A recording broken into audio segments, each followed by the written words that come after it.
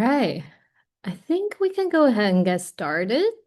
Good evening, everyone. My name is Lily Chi.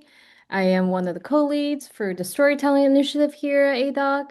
I am a East Asian woman with short dark hair, and I'm joining this meeting from Chicago, the traditional homelands of the Council of the Three Fires, the Odawa, Ojibwe, and Potawatomi nations. Before we get started, I do want to give everyone an overview of ADOC Activates. It's a new program here at ADOC, and it's a new 2-year initiative supporting independent filmmakers in developing, distributing, and building impact for micro-documentary projects that advance solidarity and power within AAPI communities.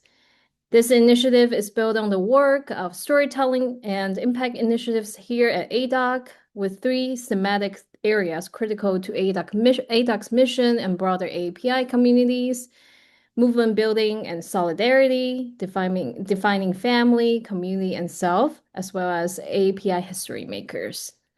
So to kick off the Activates program, we're launching a 4-part educational series, which is open to ADOC members and the broader community. These sessions are designed to support filmmakers who are exploring impact, strategy, digital audience engagement, and short form storytelling. So, for those who are interested in applying to our future open calls, we encourage you to be a part of the sessions because the conversations, tours, and approaches shared throughout the series reflect the values and approaches that behind the initiative design and open calls. So when we launch our first open call for microdocs, past tense, the creation of new short film works adapted from previously released films later this year, and microdocs present tense, which is production of entirely new original shorts next year. We hope that this series will help filmmakers to think about how their own work might connect with the goals and opportunities of the program, which will be covered in these sessions. And across those 4 sessions, we will be exploring different parts of the filmmaking and impact process. Today's session is focused on impact visioning, and our panelists include Reina, Bonta, Sondy, Lucille, and Kitty Hu. And this conversation will be moderated by Gerry Leonard, one of the impact lead at ADOC. And we have 3 more sessions, which will cover digital audience engagement strategy and microdocs inception, as well as the last session will be a digital shorts cut down lab from filmmakers who have made short form content from a longer piece. For today's session, we will have 30 to 40 minutes of panel discussion and 10 to 15 minutes of Q&A with the audience members. You can share your comments or questions in the chat throughout the session, and this session will also be recorded and made available later on ADOC's YouTube. Now I will hand the mic over to Gerry, our moderator for today, to kick off our session. Gerry, the floor is yours.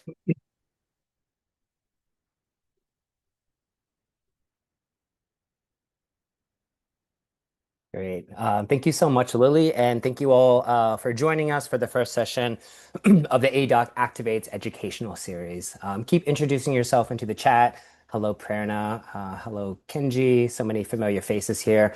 Really happy to be with you all. My name is Gerry Leonard. I'm the Impact co-lead, as Lily mentioned, also as part of the larger Activates team.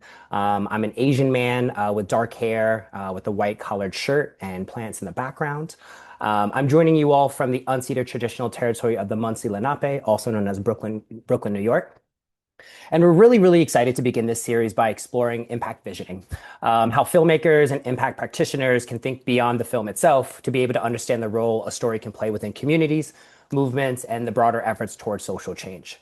For us, when we're talking about impact visioning, we're talking about the intentional process of thinking about a project's purpose, the communities and audiences connected to the story, the relationships needed to support that work, and the possibilities for change a film can contribute to, whether that's shifting narratives, preserving history, building community connection, supporting organizing efforts, or creating pathways for action. A key part for us in terms of impact visioning is being able to recognize that impact doesn't begin once a film is finished. In fact, it can begin as early in the earliest stages of a project through conversations with participants, with community members, understanding the larger movements and conversations connected to that story, and imagining the ways a film can live beyond a screening or a release or a festival run or anything else that you can think of in terms of traditional distribution. So for those joining us today as filmmakers, as organizers, as impact practitioners, we really hope that this conversation offers examples, insights, and frameworks that you could bring into your creative process and into your community-based work. And we're really excited that today's panel is going to explore how impact visioning can be woven throughout the life of a project. That also includes some of the creative choices, the building of relationships within communities, the preserving of stories that you're going to hear from, developing narrative strategies, and connecting film to broader movements and possibilities for change. So at this point, I'm thrilled to welcome our three panelists today. Lily kind of alluded to this, but what we have here, we have their full bios. You're going to be hearing from Reina Bonta, who is a Puerto Rican and Filipina American winning director, impact producer, and professional footballer whose work explores transnational, diasporic, and queer stories through the lens of sport and identity. A 2025 ADOC Impact Producing Fellow, she develops impact campaigns in partnerships centered on gender equity, representation, and community engagement. And you can read her full bio, both on the slide, but also in the link that got you here. You're also going to be hearing from Sondy, who is a Filipina filmmaker raised in the US. Her practice uses mixed media to explore diasporic experiences, mixed heritage, and the way social expectations shape identity. She wants her work to prompt radical healing and reflection, and you can read their full bio on the slide and on the website.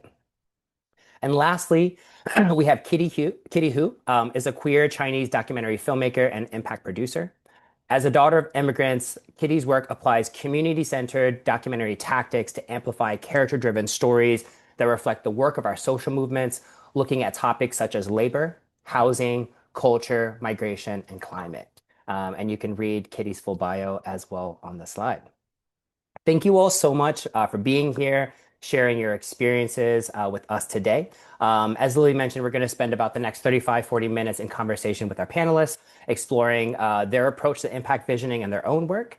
And with that, I would love to start with each of you all, whoever wants to kind of jump in first. I want to invite you to introduce yourselves as you see fit, but also share a little bit about your work. Tell us about any projects you're bringing into this conversation today, and what drew you to thinking about impact as part of your creative process. I can jump in. Sorry, I'm having to join from my phone. My name is Kitty. I use any pronouns, Chinese woman against a fake sunset backdrop of San Francisco. And I'm typically based on Lenape land in New York, but currently in Louisiana for a project. Um, I think I view impact work as deeply connected with my storytelling work. Like my North Star is really to think about how I can best amplify and uplift the movements on the ground, and especially in the cultural realm. So often we talk about how cultural work precedes any political action, any other kind of material action that can really change the conditions for folks on the ground. And so I think of film and storytelling as basically my form of activism and being part of that. I'm curious to pull in a number of different projects. I mostly work as a producer, but also impact producer. And I'm excited to also hear a lot more about Reina and Sandy's process. Thanks, Kitty. My name is Reina. I am wearing a red shirt in front of a library background. I use she, her pronouns. I am typically based in Sao Paulo in Brazil, but I'm calling in from Sacramento. I am most typically a documentary filmmaker and director, and have recently, kind of through actually the ADOC Impact Producers Fellowship, been introduced to the wonderful world of impact producing and have found so much community in that space and the ability to learn from my peers and mentors here. And I am excited to kind of chat today about impact producing on the whole, and specifically about a project of mine that I recently directed and was the impact producer for, about the Philippines debuting at the World Cup, and a kind of partner soccer clinic that was envisioned to kind of create impact in Filipino and Filipino American diasporic communities within the US and within the Philippines as well. Hi everyone, I'm Sondy. I'm a documentary filmmaker. I have dark, long hair, and I'm on a blurry background of my apartment. I'm really excited to be here and to hear from Reina and Kitty as well. I think that my most recent project that I'll be discussing in this conversation is Dear Watsonville, where we illustrated the memories from the children of the Monong in Watsonville, California. And I kind of naturally became the impact producer for the film because I absorbed the goals of the subjects of my film who really wanted to put Watsonville on the map and amplify their families' histories. And the community out there felt like their stories were overlooked when we discussed Filipino American history. So as that was their mission, it became mine. Beautiful. Thank you all so much. Sandy, if it's okay, just kind of on that thread, I'd love to kick it back over to you, actually. We had a bit of a chat earlier in terms of the importance of starting to think about audiences and community engagement during production, rather than waiting until the film is complete. I'm curious to hear from you, and as audiences are here thinking about their own process, what did that process look like for you? And how does it shape, your relationship with participants, with communities, and potential partners as you were starting to build out kind of your overall impact strategy? Yeah, thank you for the question.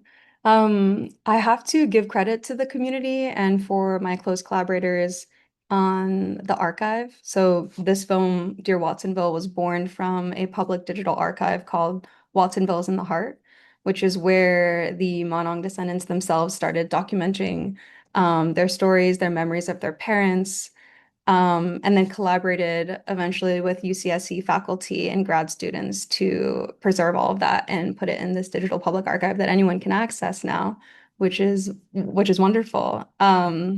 Oh, thank you for putting the link in the chat. Um, where was I?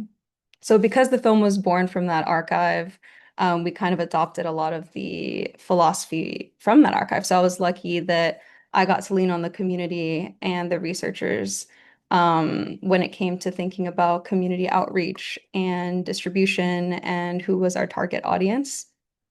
Um, and the ethic of the archive, they believed in co-creation and something called community engaged research, which just means that they treated community members as experts and leaders and co-authors when preserving this history.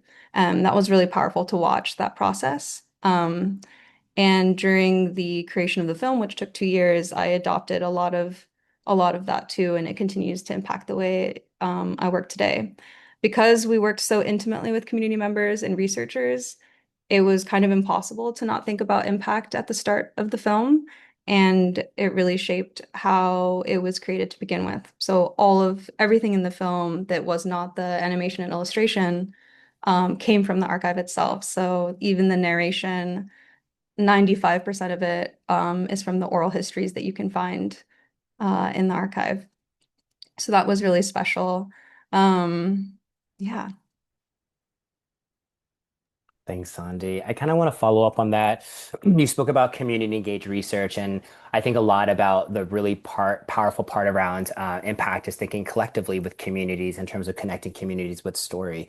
How did you approach building kind of a shared vision with the community and participants around the film? And then specifically, how is it existing, after its initial release? Like, how are you thinking about it in terms of a living archive, something that exists, evergreen within the community, like really outliving the film itself? Hmm. Yeah, I think I was in an interesting situation where the subjects of my film and the community there was already so eager to share their story as they were already engaged in archiving and preserving their stories. They were really eager to talk and share and be a part of the film, especially the three Joanne, Dan, and Manuel, who ended up being the main subjects of Dear Watsonville. Um, so, oh, wait, sorry, can you repeat the first part of your question? Yeah, just really thinking about what you spoke about in terms of just the community engaged research, how you're thinking about, the film living, beyond its release, just kind of being a living archive with your community. Got it. And creating that vision with them. Exactly.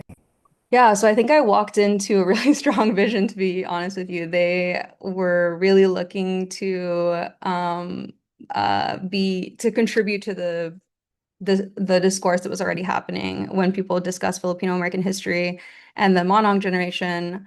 Um, there's two things going on. So the first thing is I think there's this big focus on the backbreaking labor or the violence that they endured in the late 20s and 30s. And so first, I think that one of the goals was to more talk about this generation as people. You know, they were husbands and wives, they were building families. There was a lot of joy in placemaking. So putting that at the forefront. And then also just talking about the Paro Valley because that region was often overlooked when we did talk about that history. So those were their two main goals. And so they had a strong vision of that was already what they wanted viewers to walk away with. And so that influenced me and that was my goal as well when I was creating the film. So the close collaboration and me having these long conversations and interviews with Dan Manuel and Joanne made it clear that that had to be one of the goals I had when creating the film. And then, of course, my producers were also the co-directors of the archive, and we had check-ins on a bi-weekly basis that moved to monthly as we went into post. Um, so we kind of built it brick by brick in that way. And as we learned more about each subject stories, we had new ideas of how we hoped that people might feel when they listen, and watch the film. Um, so yeah, it was very collaborative. It was very collaborative from the beginning. And I think the unique situation, as I mentioned, is that they were already so eager and not shy. They were excited to share, and they have complete family collections that you can access online and flip through and see the origin of their stories in the film. Incredible. Thank you so much, Sondy. Reina, I'd love to spin it over to you. I had the absolute pleasure of being able to work with you as part of the AAPI Futures Impact Fellowship. And as Sandy mentioned, and as we're thinking about impact, it pivots and it changes a lot. So would be curious to hear from you of how has your understanding of impact evolved throughout your work, perhaps specifically through the evolution of your film. Are there moments where your original vision for impact shifted or expanded as you were kind of building out your overall campaign work?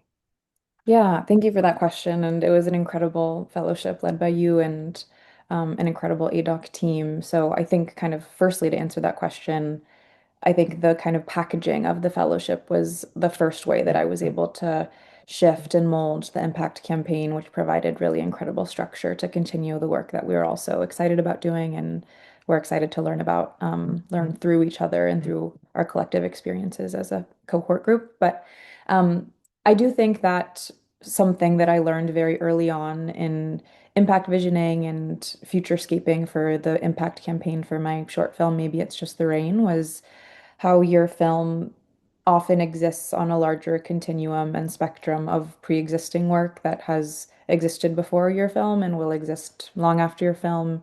And a true goal of everyone's impact campaign should, at least in part, be how to serve that kind of larger goal that exists before you and will exist after you. So I think one thing that I really was able to um, and one impact action that helped me to engage with that concept at large was a screening that I had of my short film within Soma Pilipinas, which is the Filipino gravitational cultural district within California in San Francisco.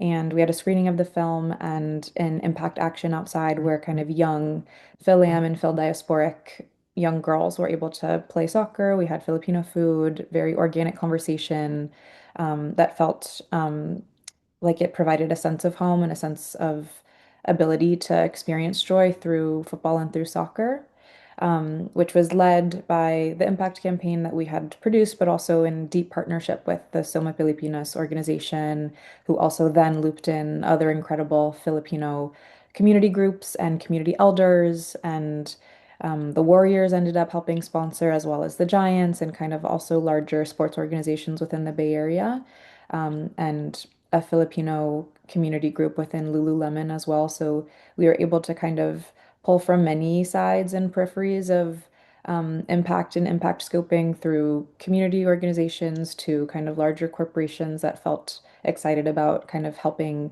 um, engage with our message. And I think that was a really incredible learning experience for me was kind of through that event, but also on a larger scale, just kind of understanding how we were able to engage with Soma Pilipinas and kind of add our own independent flavor and aspect of the film to the work that they have been doing for many years already.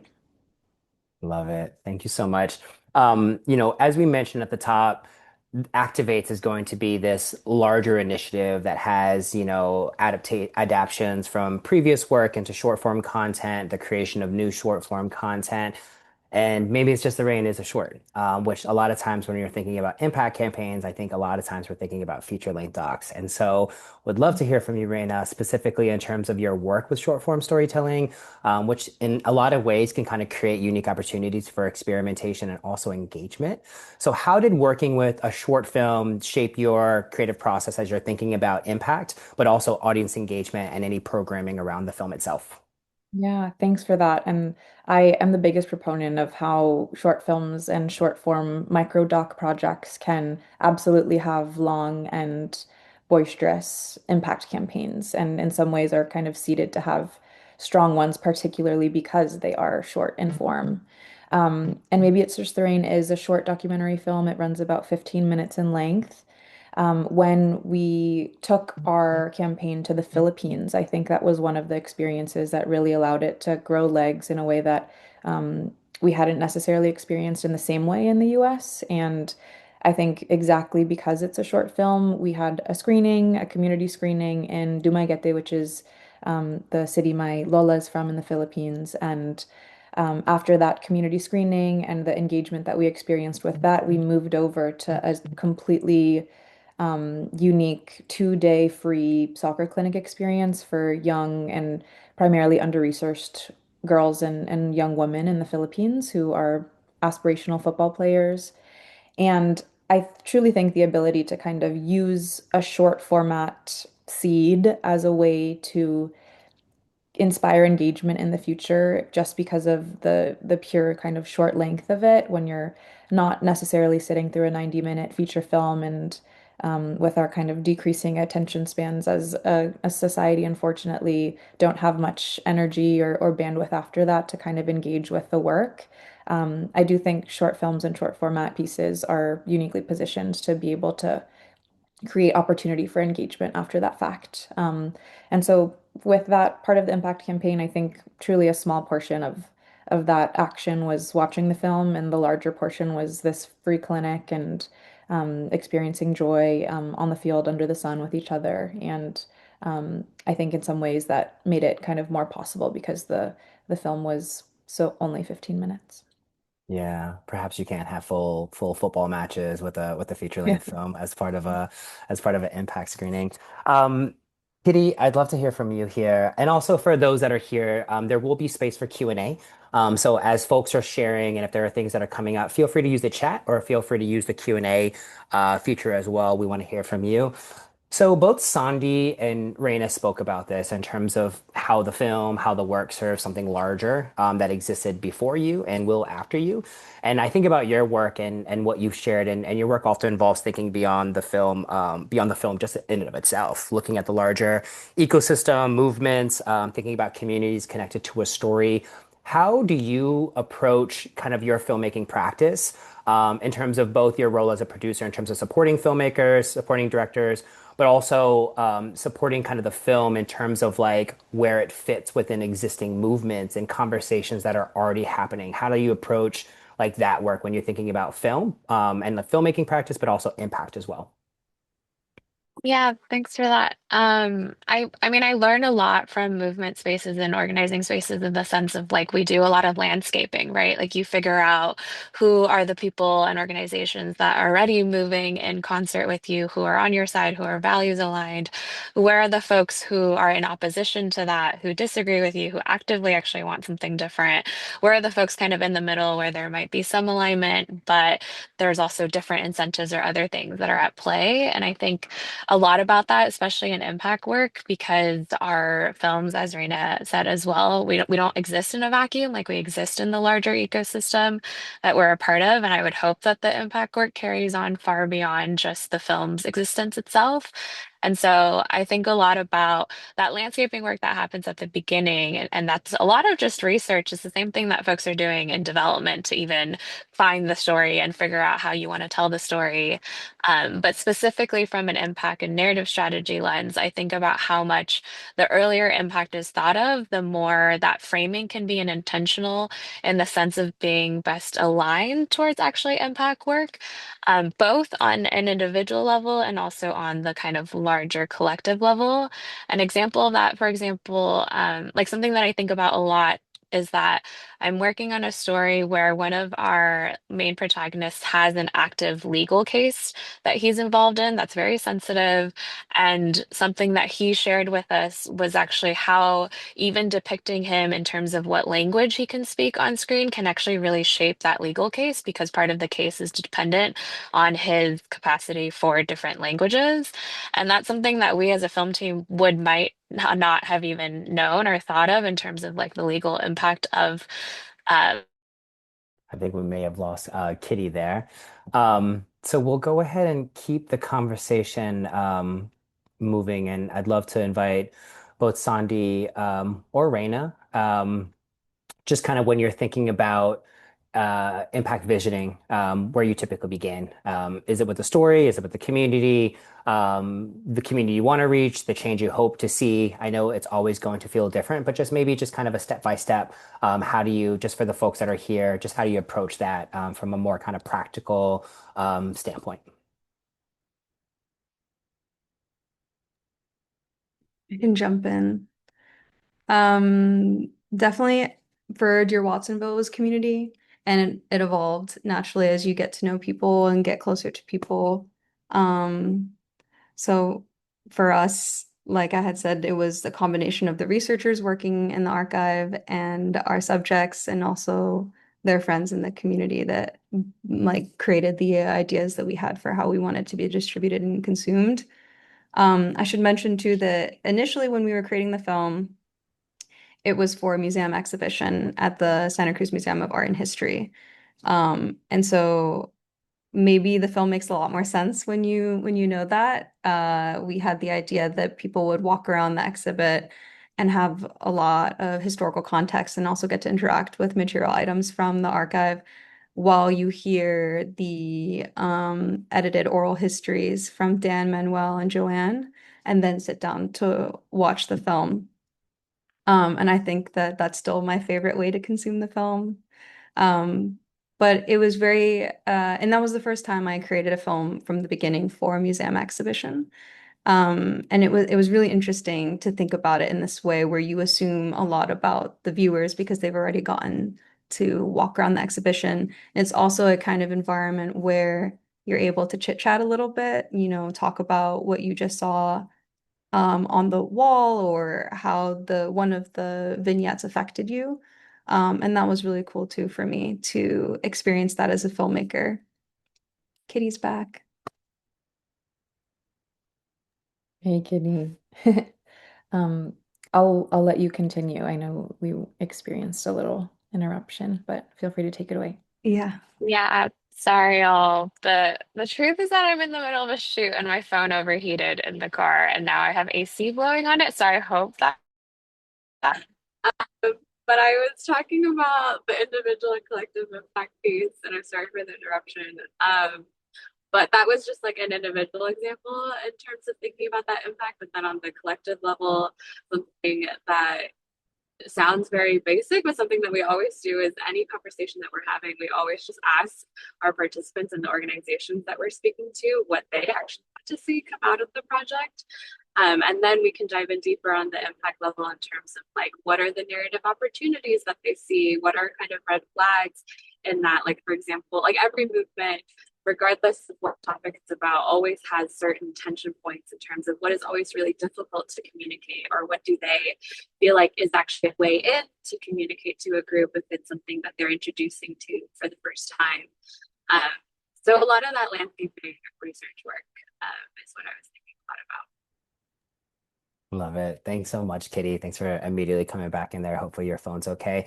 So, just like another question for all of you all, because I think so much of what's coming up for me is how deep in community and relationships you all are when you're thinking about impact. But also, I want to honor the fact that for some folks here, as well as some folks that might be interested in applying to, ADOC activates and some of the work that we're doing with past tense and present tense is what advice would you give filmmakers who know they want their work to create change, but aren't sure where to begin building those relationships? I know that in our initial call, we talked about some of the unofficial mayors, some of the, research, yes, but like, what are some things that you've learned throughout your filmmaking process, throughout your impact process that's helped you in terms of forging relationships that maybe aren't there yet, that can help to be able to support some of the work to in terms of creating change with film? I can jump in. I would say a big part of it for me is really just showing up and showing up genuinely, not to actually like take the story and leave, but actually to, build those relationships with the people who are there.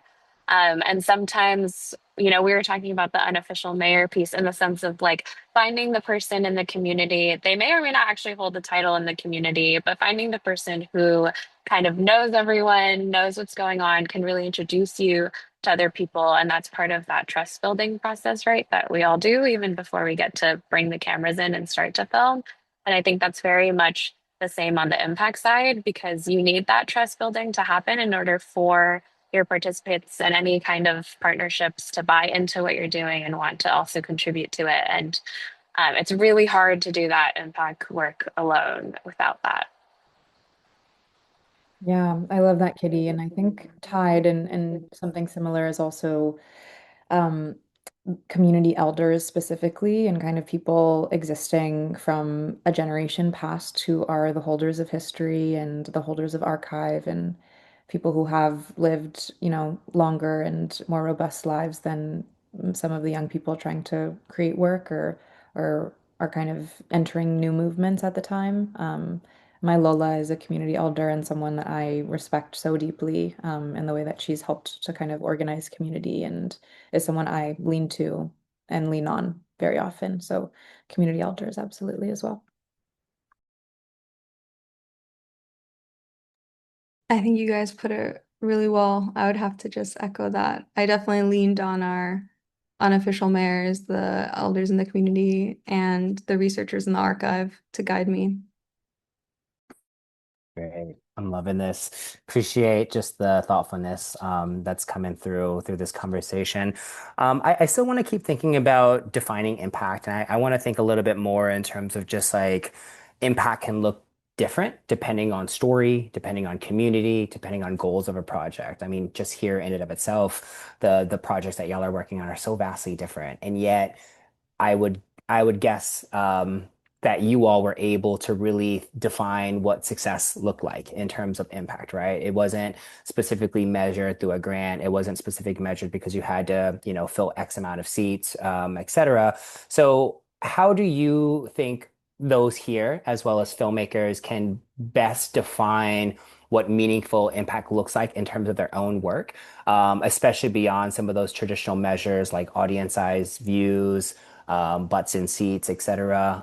What are the ways that you all have thought about impact in a different way that it's meaningful, it creates change, but also it's something very specific to their story and their project, given that there's always such a wide range of stories that are out there in the ecosystem.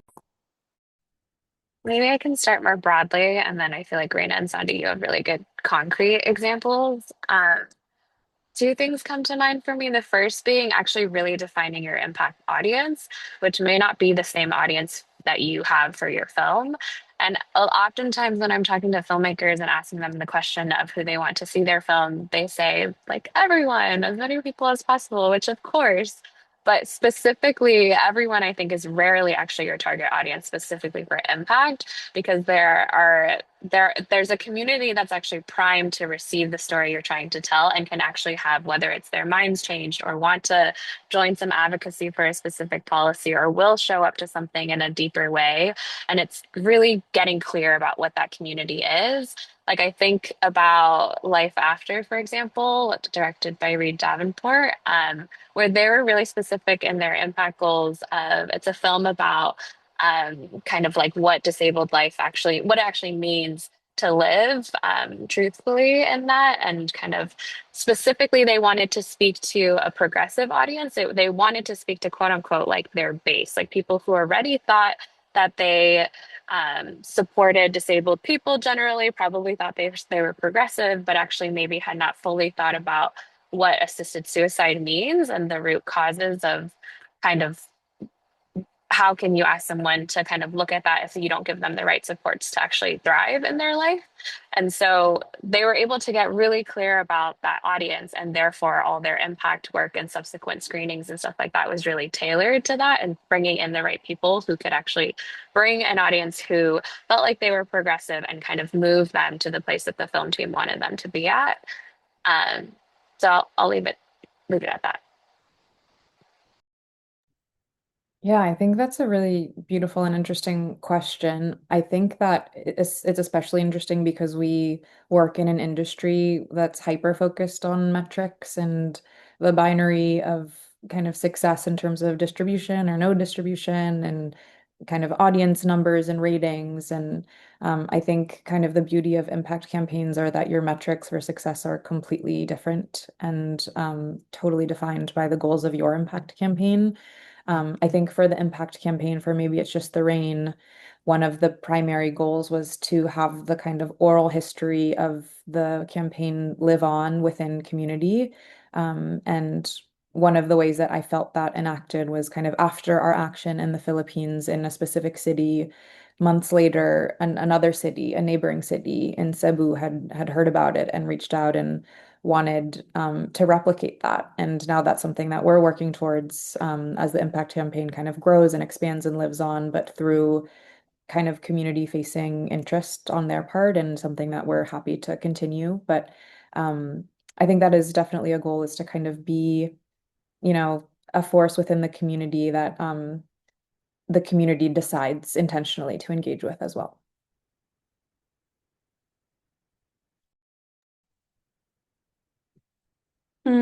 Yeah, I think from the beginning, I leaned on community, and I'm trying to like put myself back in the shoes I was in when I was in process of creating the film. And I remember that my initial goal when it was for the exhibition was for Joanne, Dan, and Manuel to like it and feel well represented.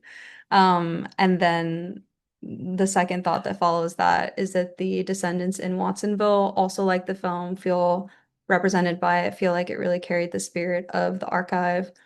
The third was the broader Filipino American community in California, Filipino Americans in the United States, and then Asian American people who are interested in Asian American history.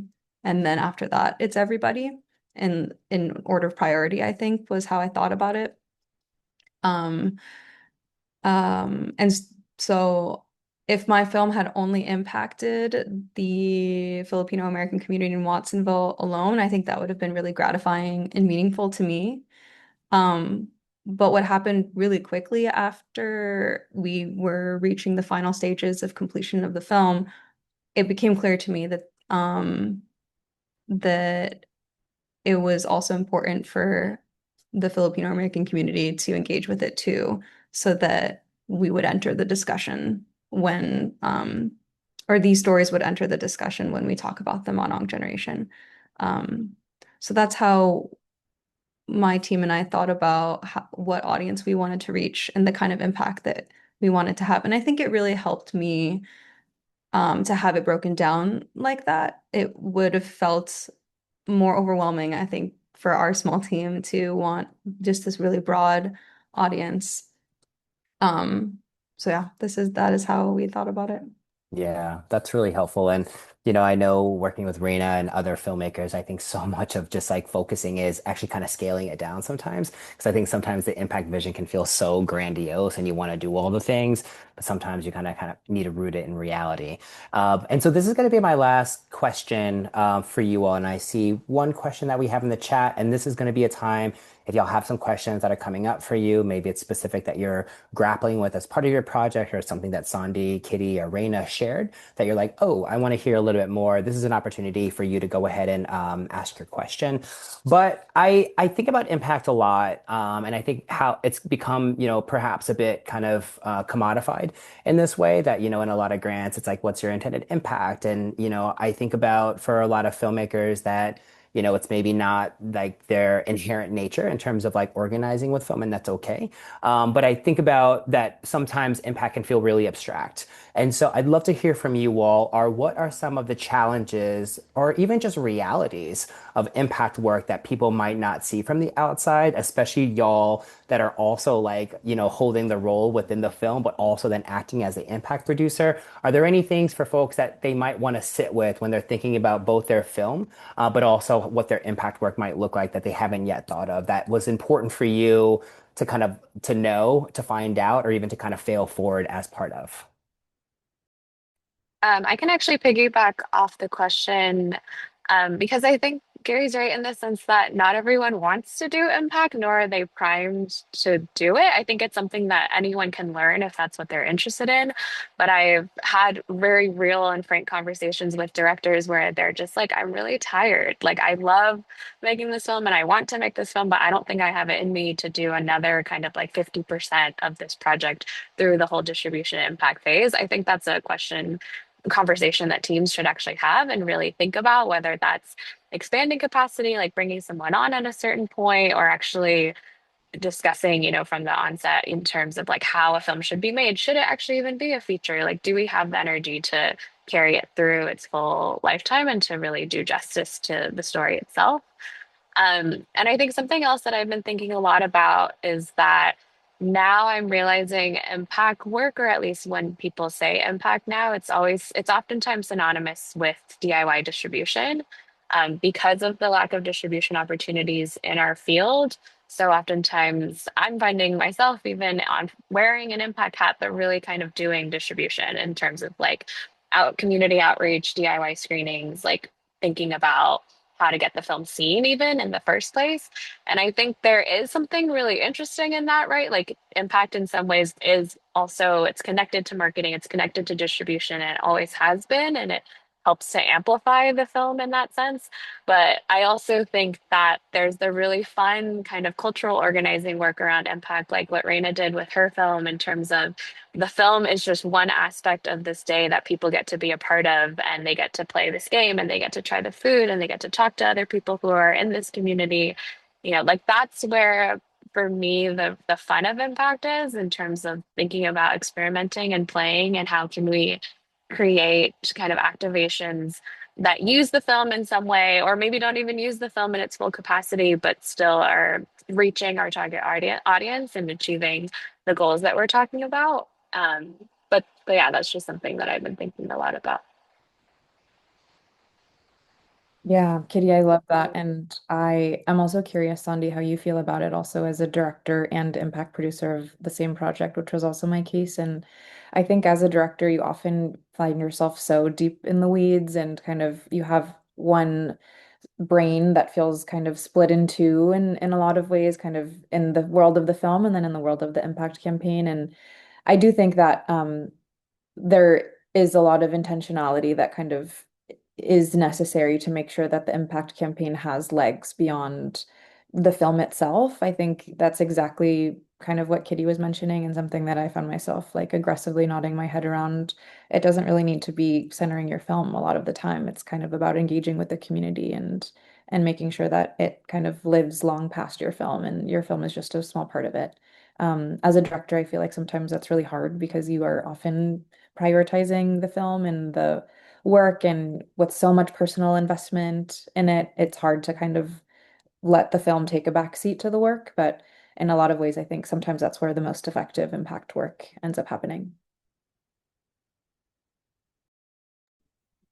Yeah, I definitely felt there's definitely moments where you're really tired and you cannot think about distribution. It feels like a really big distraction and frustration. At least that was my experience when I was deep in production and post-production for the film. But I think like I had mentioned earlier, I was really grateful to already be so close to community members and be able to lean on them. And people know of community screenings going on, people know of local film festivals. And those were the first things that we did after we premiered at the exhibition. And then I would meet people um, in the audience that are, programmers that want to, program the film in another Filipino American history event, and that was wonderful. So I was really lucky to have that experience, and I felt really carried and welcomed by the community. And then I made a big spread. One thing I did do that was very intentional is I made a big spreadsheet with all the Asian American and Filipino American festivals that we wanted to go to. Um, and and film festivals in general that I think would be a good fit, or were in places in the country with where there was a significant Filipino American community, or where I knew Monongs had lived and worked and have descendants in. So that was part of our strategy as well. And then the other thing is when I had capacity, the other thing was is that I wasn't in a rush. I tried not to be in a rush. So I had the drop dead deadline of the exhibition. But then after that, I thought, it'll get distributed when it's distributed. I only have so many resources and I'm one person. So it'll get out there when it gets out there. And I think that at least the film Dear Watts, the subject matter of my film can continue being watched even past the year that it was made. So I tried to tell myself that we have time and I don't need to rush, and if I need to like raise money to distribute the following year, that's what I will do. And then when I had capacity, I would host our own community screenings and lean on the community again to help me host that and bring people together to engage with the film. Beautiful. Thank you, Sandy. And thank you all. You all are brilliant. And I've just really appreciated this conversation so much. It's been really rich. It's been really robust. And I've learned a lot as well. I want to go ahead and try and transition into some of the Q&A. We have a couple questions in the chat. I'm going to go ahead and read them out loud. And then I want to invite Sandy, Kitty, and Reina as you're able to answer those. Let's see how far we get in the next 10 minutes. And then Lily's going to close us out with just kind of overall next steps for where we're at in some of the next sessions. So the question in the chat reads, at what point in the film's journey did you determine the impact you wanted to create? Did it come from the content of the film, research you did, or a need of your participant? And how did you prioritize the impact goal, assuming that there were many ideas generated throughout the life of the film, as has been discussed so far? Who wants to take that? I think oftentimes a lot of the envisioning for your impact campaign is comes from the same seed and motivation for the reason you want to make the film. I think they're deeply entrenched and tied. I love football. I play professional football. I made a film about playing professional football, and my impact campaign was about having young AAPI girls and young women experience joy and pride in a hyper masculine environment, oftentimes playing football. So I think kind of the central seed has always been the same, and there's been continuity throughout all of the aspects from impact campaign to production of the film itself to general interest as a human being. Um, but I know kind of all impact campaigns have completely different approaches. And I also think something that we discussed a lot, Gerry, as well in our impact cohort was kind of the audience that you are envisioning and the impact audience specifically. Sometimes the thing that you're prioritizing is actually profundity and kind of how deeply you're impacting those communities and making it smaller in scope, but not necessarily bringing it to like a widely expansive scale and being mindful and intentional about resources. So for me, when kind of thinking about that question, which came up for a lot of us in our cohort, my central question and guiding North Star was always how are we able to kind of let young girls and young women who are kind of experiencing harsh training conditions and kind of difficult circumstances when they're envisioning their future as footballers, how to make that experience more joyful for them.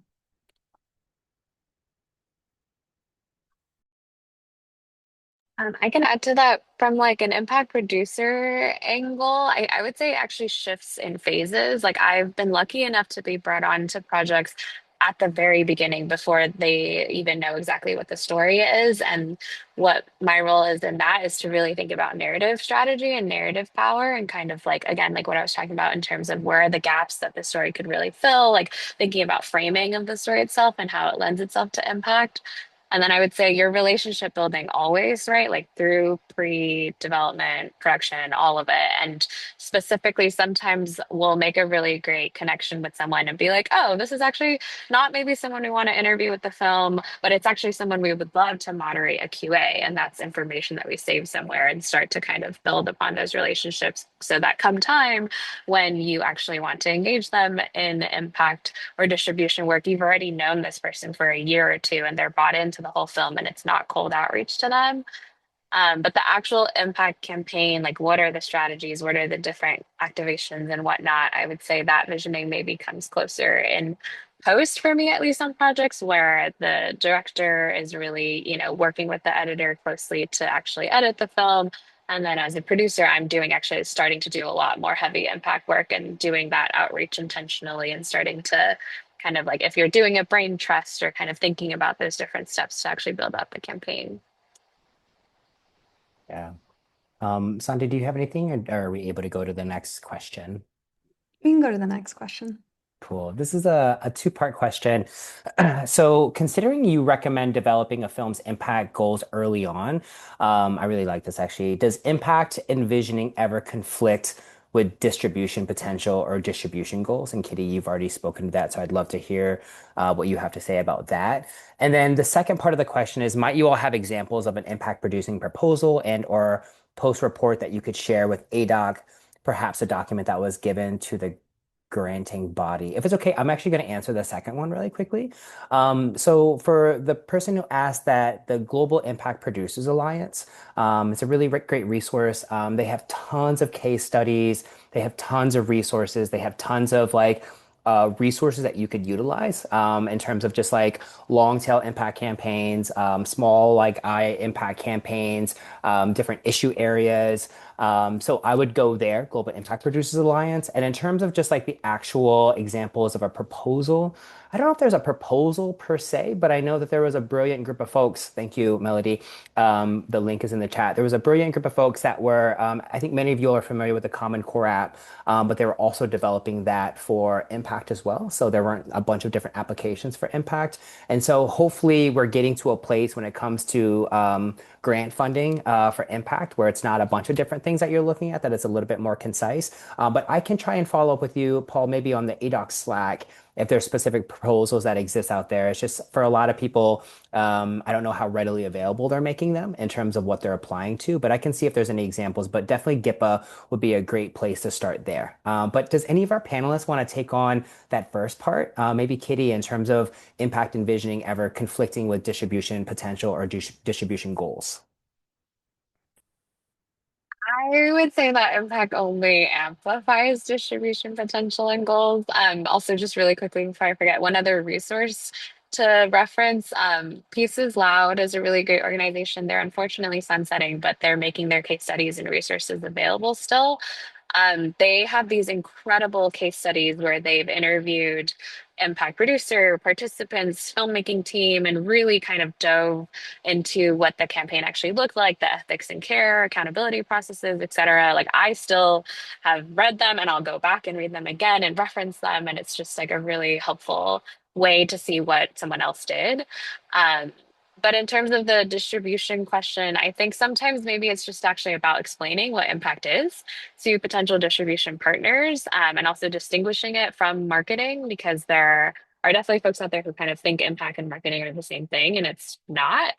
But really walking them through how when you get more people on board who are actually really deeply passionate about the questions or topics in the film, that only amplifies the distribution potential because more people will come to future things. And also just practically, when you do private screenings, like community screenings, for example, that doesn't restrict you from submitting to festivals that are asking for a premiere either. So there's also those kind of like technical logistical things that you can dive into more. But broadly speaking, I would say they only kind of expand the opportunities available.